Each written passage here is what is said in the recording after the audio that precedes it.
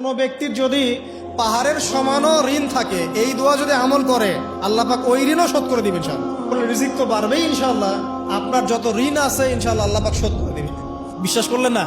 এই দোয়া শিখাই দিচ্ছি, এই জন্য আমাকে হাদিয়া দেওয়া দরকার, স্পেশালি আমাকে এখন হাদিয়া দেওয়া দরকার। তো এখন সেই দোয়া শিখাচ্ছি আপনাদেরকে, যে দোয়া শিখলে আপনারা ঋণ থেকে বাঁচবেন ইনশাআল্লাহ। কত দিবেন বলেন?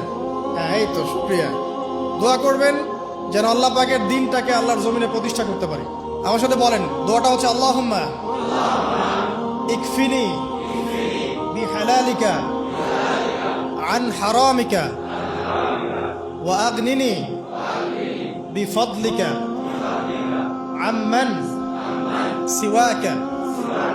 এই দোয়াটা ছোট না, এটা মুখস্থ করবেন, সেজদায় পড়বেন, নামাজের সেজদায় পড়বেন, আত্তাহিয়াতু দরুদ শেষ তারপরে পড়বেন, নামাজ শেষে হাত তুলে পড়বেন, যখন তখন শেষ রাতটা করবেন।